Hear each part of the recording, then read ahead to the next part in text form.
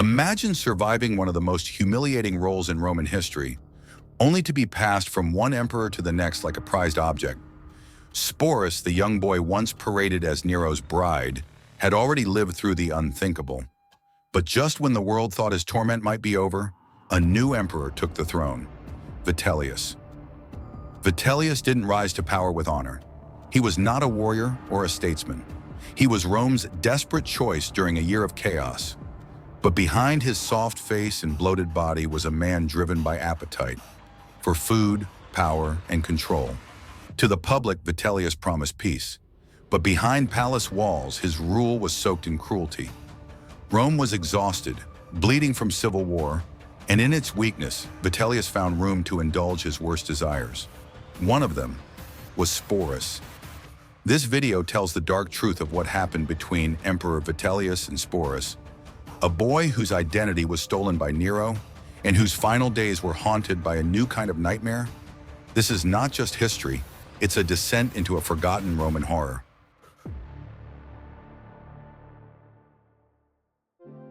Before we dive in, just a quick ask. These videos take a lot of time, research, and care to create. If you're enjoying the journey through these forgotten corners of history, please consider liking, sharing, and subscribing. It doesn't cost you anything, but it means everything to the channel and helps keep these stories alive. Thank you so much.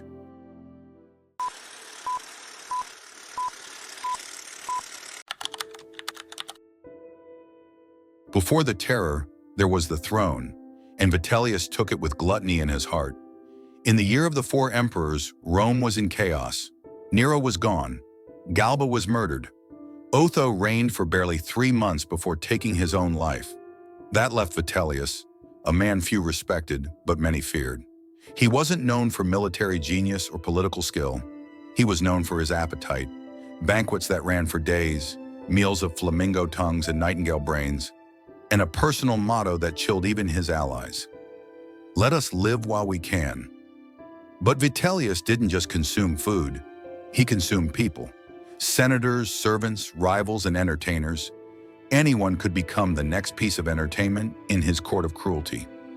His reign began with indulgence and quickly turned into something darker. Rome, starving in the streets, watched their emperor feast and laugh. And in the shadows of this decay stood Sporus. Vitellius saw the boy not as a person, but as a curiosity left behind by Nero. A human reminder of imperial depravity. And in Vitellius's eyes, that made him perfect for something even more vile. What he planned for Sporus wasn't affection, it was humiliation. After Nero's death, Sporus had briefly tasted something that almost resembled freedom. Otho, Nero's short-lived successor, had offered him protection, maybe even a shred of dignity. But Rome didn't stay stable for long, and as the power shifted once more, Sporus' safety vanished. When Vitellius seized the throne, the boy who had once been treated like a wife, a symbol, a spectacle, was summoned back into the imperial palace. But this wasn't Nero's court. Vitellius had no twisted affection for Sporus. What he wanted was worse. To Vitellius, Sporus wasn't a companion or even a curiosity. He was a prop, something grotesquely symbolic that could be used to mock Nero and entertain the crowd.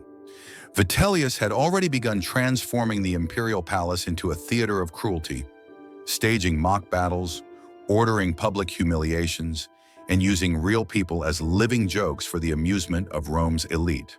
And Sporus, he was next. According to historical accounts, Vitellius devised a horrifying plan to parade Sporus in a public spectacle, dressed in bridal clothing, and to reenact a grotesque mock wedding. But this wasn't meant to honor or remember Nero. It was meant to shame and break Sporus in front of the masses. The boy had already survived so much: forced surgeries, a staged marriage, and emotional torment. But this was too far. The idea of being publicly humiliated, turned into a living joke before the Roman people, was more than Sporus could bear. He had lived through Nero, through Otho, through the chaos of collapsing emperors. But he knew what was coming now, and there was no escape this time. And so, faced with a future worse than anything he had endured, Sporus made a final, devastating choice. Sporus had endured more than most could imagine. He had been treated as a possession, paraded as a parody of a queen, and used to serve the egos of emperors. Now, under Vitellius, the final blow was no longer a blade, but a performance, a public display of mockery, humiliation, and dehumanization. Vitellius's plan was not just cruel, it was deeply calculated. He wanted to recreate the wedding of Sporus and Nero, but this time, it would be a grotesque farce. The emperor reportedly intended to dress Sporus in ceremonial bridal robes and parade him through the streets of Rome, not as a partner, but as a joke, to turn his trauma into entertainment, to laugh where others had once gasped. For Sporus, the walls were closing in. There was no ally left in the Senate, no friend in the palace, and no mercy in the emperor's eyes. He had survived the worst Rome had to offer, only to be told he would now perform his own pain for the crowd's amusement. In a world that never gave him a choice, Sporus finally made one. Before the performance could take place, before the mock wedding could strip him of the last pieces of his humanity, Sporus ended his life. Quietly. Alone. There would be no spectacle. It was an act of silent resistance. In taking his own life, Sporus denied Vitellius the cruel victory he had planned. He would not be the emperor's toy, not one more time. His final act wasn't born of fear, but of defiance. A refusal to let Rome turn him into a joke one last time. And in doing so, Sporus found a sliver of control in a life that had been stolen from him since the beginning. Sporus was gone. No funeral procession, no mourning citizens, no statue or tombstone, just silence.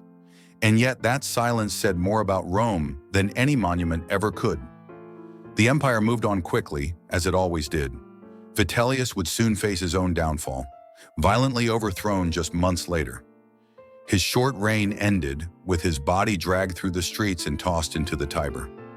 The same crowd that was meant to laugh at Sporus's humiliation now jeered at a dying emperor. Rome had no loyalty, only bloodlust. But Sporus's story didn't end with his death. It echoed quietly through the cracks of Roman history. Ancient writers mentioned him in passing, sometimes with pity, sometimes with cruelty. They didn't know what to do with his story. He didn't fit their mold of hero or villain. He was a reminder of how the most powerful men in the world could use someone's life as a stage and then leave nothing behind. Centuries later, historians would look back and try to piece together the fragments of Sporus's life. The child taken from innocence, the teen caught in imperial games, the person denied the right to live on their own terms until it was too late. Sporus was never a soldier or a senator. He didn't write laws or win battles. And yet, his story forces us to look at Rome not through the eyes of the powerful, but through the eyes of the powerless. He was made into a symbol against his will, a living ghost of one emperor's madness and another's cruelty. But in remembering him now, not as an ornament, not as a punchline, but as a person, we reclaim what Rome tried to erase. And perhaps that's the greatest act of defiance of all. History rarely pauses for the forgotten. But when it does, we uncover stories like Sporus, a name barely whispered in dusty scrolls, yet one that speaks louder than any emperor's decree. Sporus never chose to be remembered. His legacy wasn't carved in marble or sung by poets. It was one of survival under impossible circumstances, of enduring roles he didn't ask for, and of living in the shadows of men whose power distorted everything around them, including identity, dignity, and life itself. When we talk about Nero, we remember excess and fire. When we talk about Vitellius, we remember gluttony and cruelty. But when we speak the name Sporus, we're forced to remember the cost of empire, not in palaces or battles, but in the quiet destruction of a life no one defended. And yet his story endures, not because Rome preserved it, but because it resisted erasure. Today, Sporus stands as a mirror. He reflects how power can be used not just to control nations, but to distort human lives.